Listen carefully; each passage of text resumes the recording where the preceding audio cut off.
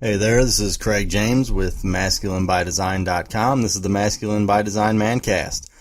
Today's episode is episode number 14, and I'm going to explore the plight of men who take ownership over their work. So they act like a boss or a leader at work, but then when they get home, they become idle and complacent.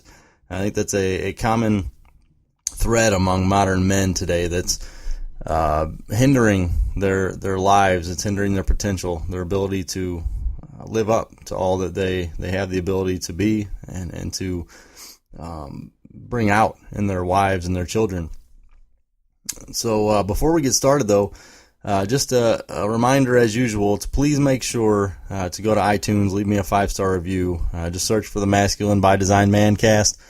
Leave me a 5-star review. Let me know what you like about this podcast. That'll help this podcast find its way in the search rankings a little bit higher and get this message of masculinity out to more men. And if you have not done so already, make sure you go to masculinebydesign.com and pick up your free copy of my ebook, Masculine by Design, where I explore the 4 principles that I believe are quintessential for every man to hone in on, to be intentional about fostering in his life in order to achieve greatness and to live up to his potential that he's been designed for. And that includes using his masculinity to his benefit. Okay, so when we talk about men being bosses at work and then idle at home, I think a lot of us kind of know what this looks like. We see this in sitcoms. Many of us have maybe fallen into this trap at home on our own, or we've certainly seen other men who are like this. I know a number of men who, at least from what I know about how they go about their days, this certainly describes them. And so to kind of put this in perspective, this is the guy, this is not necessarily the guy who is failing in all areas of his life. So there are certainly plenty of those dudes out there as well, right? They go to work, they don't put any pride or go the extra mile in their work, and they come home, and the same kind of thing. They're just lazy, they're lethargic, they let their house fall apart. They don't stay up with their household chores. They aren't investing in the lives of their wives or their children. Those aren't really the guys that I'm talking about here. The guys I'm talking about are those who display that they know what it takes to succeed. They know how to structure their life for success, and they show that when they go to work. So when I say boss at work, I don't necessarily mean somebody who's a manager who is literally a boss. But I mean somebody who is a boss, like in the sense of they own their business, they take care of business, they excel, they do what needs to get done, they go above and beyond the call of duty, and people look up to them. They're a leader in whatever position they might be in at work.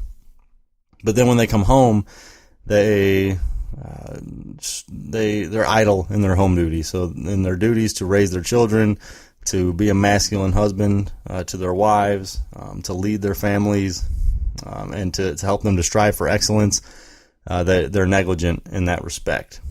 And so these are the guys, they go to work and they may climb the corporate ladder, so they make a lot of money or they make a good living.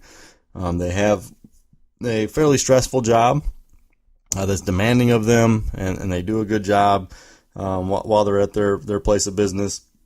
But then they get home and they kind of use their work, maybe the stresses of their work day, as an excuse to just come home and kind of let it all hang loose and just veg out, right? Maybe crack a couple beers, sit on the couch, watch the hockey game or the baseball game or the basketball game, whatever it is they watch.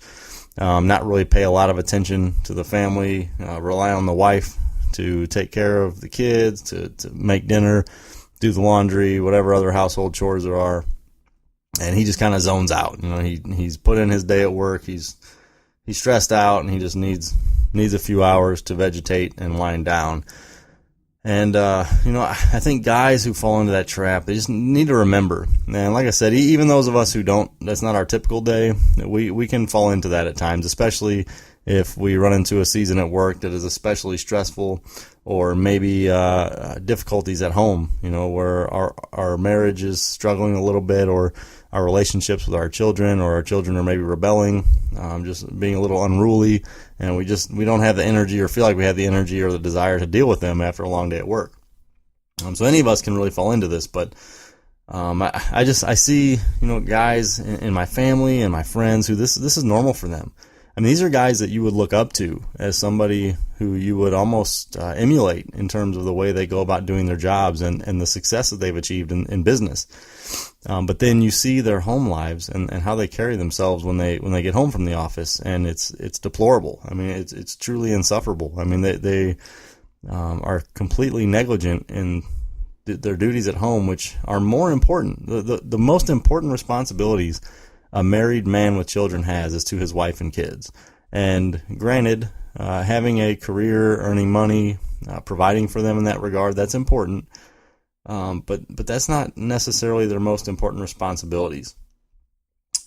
How we go about our business when we get home from work, I would argue, is more important. That's what's going to have a greater impact on our wives, on our children in the long run.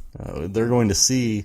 They don't see how we behave when we're at work all day, for the most part. They don't see how we lead ourselves, how we lead others, how we conduct our business in an ethical or virtuous manner. Hopefully that's how we all conduct our businesses.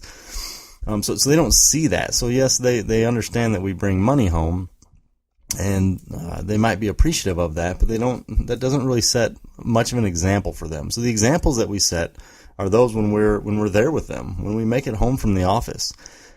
And so many men want to give up on their day at that point in time, but the day is not over when you come home from work. When you come home from work, it's just beginning. Your most important responsibilities are just starting. And so you can't come home from work and veg out on the couch and not be involved in the lives of your wives and children and expect that you're going to have a strong and thriving marriage, or that your kids are going to turn out successful, or that they're going to have any reason to strive for excellence in their own life. Because even if you strive for excellence when you're at work every day, your kids don't see that. They see a dad who's lazy, who doesn't show initiative, who's not assertive, and that's what they're going to emulate. They're not going to emulate the guy they don't see. They're going to emulate who they do see. So when you get home from work, have that in mind. Understand that is the most important time that you have with your wife and kids. That's the time that you have to feed into them. Whatever you did at work, that means nothing to them. It's nothing. It has no value to them. They don't understand what you did. And even if they did, it's not a personal investment in their lives. They don't get value out of it. It doesn't serve them any purpose other than the provision aspect, which is easy to take for granted, which sucks, I'll admit. But it's also not as important. It just isn't. Whether we can have our children in a large, luxurious house, or a small house where our children are all sharing a room, that's not going to have the kind of impact long term on the success of our family and our children in particular as the time that we spend with them and our feeding into them and our teaching them and training them up, and just investing in them in a way where we can give them the knowledge, the skills, the drive, and the values that they need to thrive in life.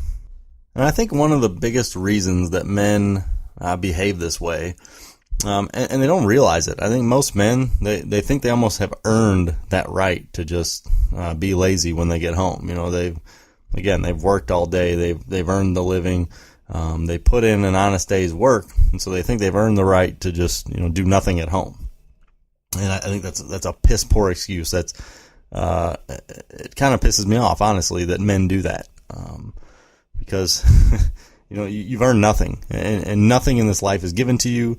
Your day doesn't end. Work never stops in this life. It doesn't. And for those of us who want the most out of the time that we've been blessed with and that we've been given, we have to take every opportunity that we have to make the most of it. But I think that so many men, they get home, they've had a stressful day. Maybe their wives work too, and so their wives have had a stressful day. But and the man still takes that opportunity to use his work day as an excuse to be negligent or derelict in his duties at home. And so the stresses of the day, I think, are what get to most men. And I have a very stressful job. There are days when, I put in a long day and it's full of, maybe contentious discussions and stressful, deadlines not being met, just stressful situations in general. And it's really easy for me to bring that home with me if I allow it. But I don't allow it anymore. And I won't say there aren't exceptions when I might bring that stress home, but it's few and far between. And so I think that's a big reason where men fall victim to that mindset, is that they bring their stresses home with them, and so there's no disconnect. So they're at work and they're leading and they're striving toward a goal.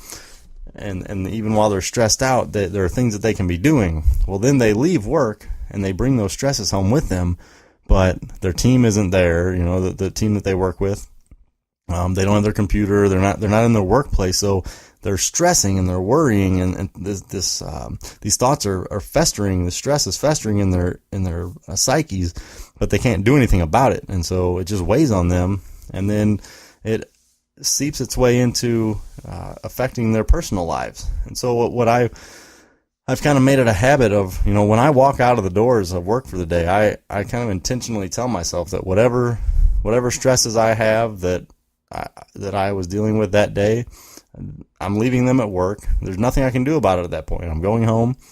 Those stresses will be waiting for me tomorrow. But while I'm at home, my focus needs to be on my wife and kids.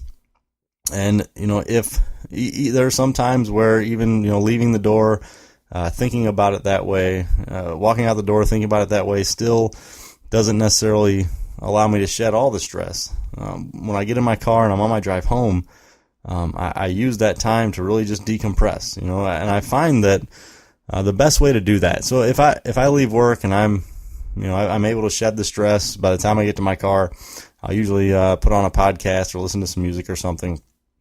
But on the days when I'm especially stressed out and I really need that release before I get home, I just sit in quiet. Turn the radio off, sit in quiet. Sometimes I'll say some prayers of thanks, which is kind of counterintuitive. Most people might have thought that I was going to say, I pray and ask for strength, right? And sometimes I do, but a lot of what I do is our prayers of gratitude. It's very interesting how focusing on the things that you should be thankful for and grateful for, that has a way of really putting things in perspective. And so I like to pray and thank God for all the blessings that I have, and it really helps me to forget about the struggles that I might be dealing with at any given moment, because it takes my focus off of those things and on to that which I should be thankful for, and the so many abundance of blessings that I've been given. But the point is that you have to be able to shed that stress before you get home. If you don't, that stress is going to come from your workplace home with you. It's going to impact the experience that your wife and kids have with you. It's going to hinder your ability to feed into their lives, to train them, to guide them, to be an example for them. Kids are very astute. They're very observant. And so we need to always be mindful that the way we act and the way we live our lives and the things that we show that are important to us by how much time we give to them, that's what our kids see. If we consistently tell them about the importance of hard work, and then we come home and they see us being lazy and not working hard and letting household duties go undone, it's a mixed message to them. Even if we, work our tails off at work and we go above and beyond and we really, really bust it while we're at work, they don't see that. What they see is what they're going to judge in terms of what is valuable, what's important. And our kids take what's valuable to us and they ascribe value to it for their own lives. And this is so evident. I mean, you see this in so many areas. I think the most tangible way we see this is, wives and husbands who have children. And when the wives and husbands are fat, the kids almost inevitably end up fat. And it's because, the parents, even if they say, they teach their kids, right, that They need to eat healthy. They need to not eat too many calories in a given sitting or in a given day. If they see their parents doing the exact opposite of what they say they should be doing, the kids are going to pick up on that. That's what's going to take precedence in their evaluation of what they should hold on to.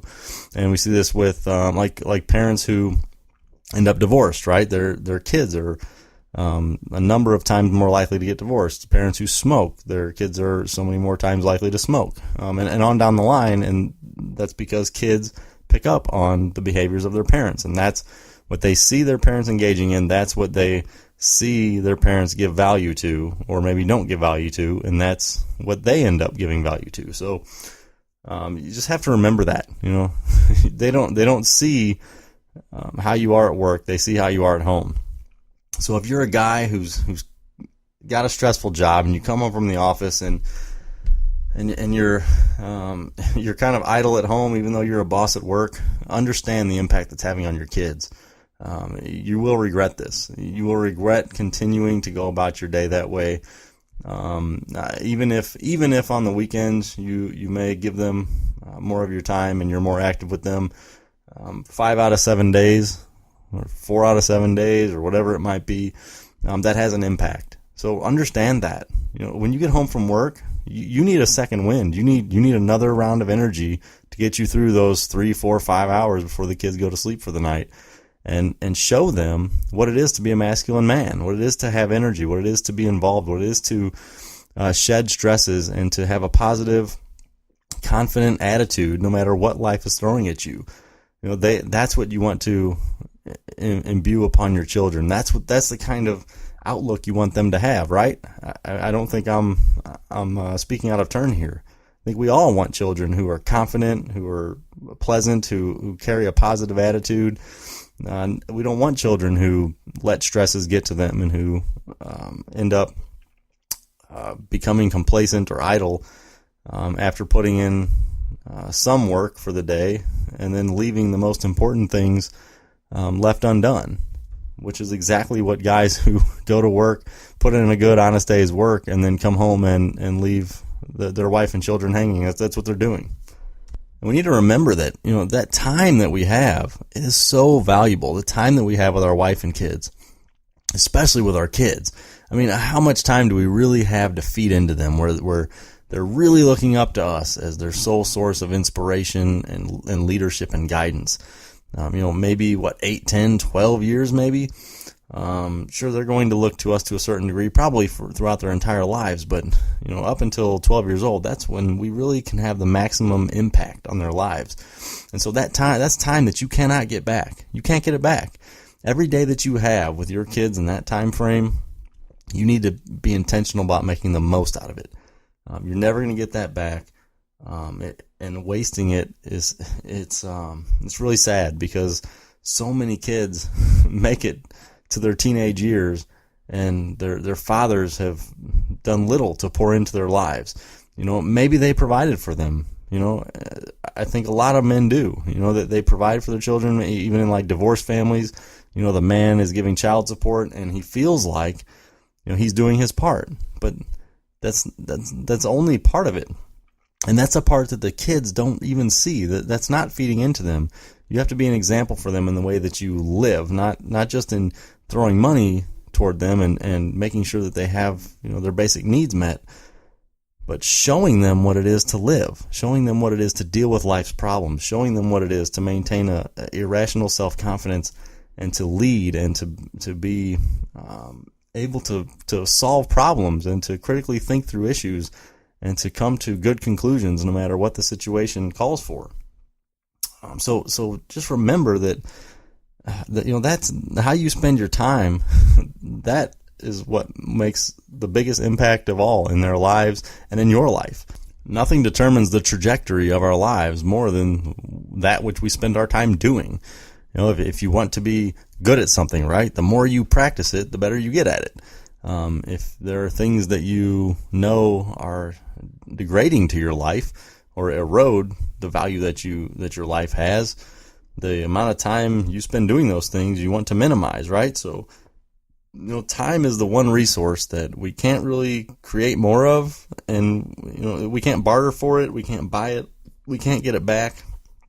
And so we need to place a high value on that, and that includes the time that we have after we're done for our workday and we come home from the office, and we have that time with our kids and with our wives, and we can really lead by example and show them what it is to be a man, to lead the family, to be masculine, to be self-confident, and to live a life of excellence. So if that's all I have for today, but just a reminder, if you're a boss at work, be a boss at home. You'd be better off being somewhat idle at work and a boss at home than the other way around. In terms of the value you're bringing to your family, the way you're setting your kids up to be successful and get the most out of life. They need you. They need you as the man in their lives, as the masculine leader, to show them what they need to do to be excellent as well. So that's all for today. I hope that this resonates with some of you. If you know a guy who is in this situation, share this with them.